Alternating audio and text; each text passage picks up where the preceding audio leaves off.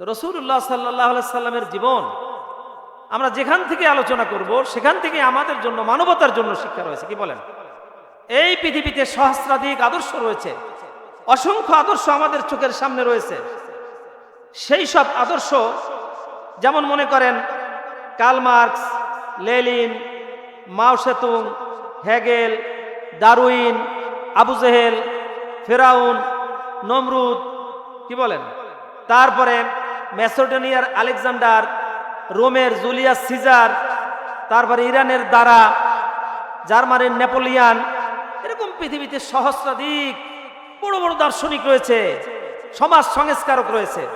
তাদের ইশারায় একটা ঐতিহাসিক পট পরিবর্তন হতো, দেশ জয় হতো, কিন্তু তাদের ইশারায় তাদের তরবারি আঘাতে একটা বড় বিপ্লব হতো। কিন্তু সেই সব লোকদের এই যুদ্ধের ময়দানের বাইরে তাদের আদর্শ কি?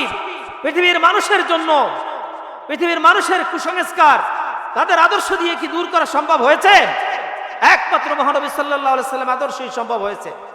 আবু জেহেল, উতবা, সাইবা, এই সমস্ত সমাজপতিরা, নমরুদ, ফেরাউন যারা ছিল, এই সমস্ত সমাজপতিরা এক সময় পৃথিবী শাসন করত। রোমের কাইজার, ইরানের কাইজার, রোমের কিসরা, এরা দেশ শাসন করত। কিন্তু আজকে তাদের আদর্শ পৃথিবীর মানুষ স্মরণ করে না। কিন্তু বিশ্বনবী মুহাম্মদ সাল্লাল্লাহু আলাইহি সাল্লামের আদর্শ আজও পৃথিবীর বুকে মাথা উঁচু করে দাঁড়িয়ে আছে। কি বলেন, ঠিক কিনা? আজকে আমরা লেখাপড়া যারা করি, বিভিন্ন কেউ যদি ডাক্তার হতে চায় সে মেডিকেল কলেজে পড়াশোনা করে, কেউ যদি ইঞ্জিনিয়ারিং পড়তে চায় সে ইঞ্জিনিয়ারিং কলেজে পড়াশোনা করে, কেউ যদি কৃষি বিশেষজ্ঞ হতে চায় সে কৃষি বিশ্ববিদ্যালয়ে পড়াশোনা করে। এরকম বিভিন্ন বিষয় ভিত্তিক আইন কলেজে পড়ে যারা ল এবং আইনে যারা এক্সপার্ট হতে চায় তারা আইন কলেজে পড়াশোনা করে। যদি আর্টিস্ট হতে চায় আর্ট কলেজে পড়াশোনা করে। আবার দেখা যায় আমাদের দেশের যে বিশ্ববিদ্যালয়গুলো, এই বিশ্ববিদ্যালয়গুলোতে অনেক বিষয়ের উপরে শুধুমাত্র বিশ্ববিদ্যালয়ে লেখাপড়া করানো হয়, বিভিন্ন ফ্যাকাল্টি রয়েছে। কি বলেন, ঠিক কিনা? কিন্তু আমাদের বিশ্বনবী এমন এক মহামানব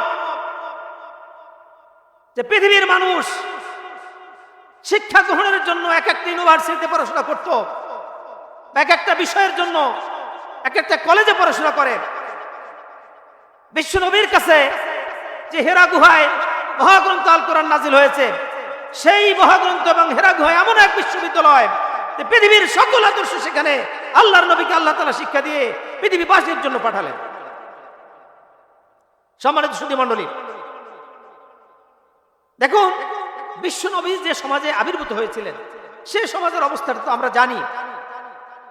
নিজের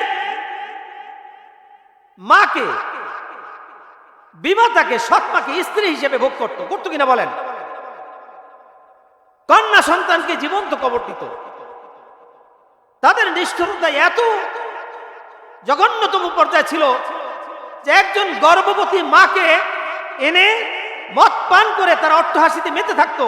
তার পেটটাকে চিরে, তাকে বিবস্ত্র করে পেট চিরে বাচ্চাটাকে বের করে ফুটবল খেলতো। আর ওই রক্তাক্ত হয়ে ওই মা রক্তপাত হয়ে ছটফট ছটফট করতে করতে মারা যেত। আর তারা মদ পান করে অট্টহাসিতে মেতে থাকতো। এরকম একটি অসভ্য, বর্বর, জঘন্য সমাজে বিশ্বনবীর আবির্ভাব ঘটেছিল। সেই সমাজের পরিবর্তনের দায়িত্বই ছিল বিশ্বনবী মুহাম্মদ সাল্লাল্লাহু আলাইহি সাল্লামের উপরে। কিন্তু তিনি কি মহাগ্রন্থ আল কোরআন দিয়া সেরকম একটি সুন্দর সমাজ পৃথিবীবাসীকে উপহার দিতে সক্ষম হয়েছিলেন? কি বলেন? 13টি বছর মক্কায় ছিলেন, মক্কার অনেক নির্যাতন সহ্য করলেন। পরিশেষে মদিনায় গিয়ে তিনি একটি ইসলামী রাষ্ট্র কায়েম করার মাধ্যমে সেই মদিনা রাষ্ট্রে আল্লাহর কোরআন দিয়া মদিনা রাষ্ট্র পরিচালনা করার মাধ্যমে একটি সুখী, সমৃদ্ধশালী, সুন্দর সমাজ পৃথিবীর মানুষের জন্য একটা মডেল রাষ্ট্র হিসেবে তিনি উপহার দিতে সক্ষম হয়েছিলেন।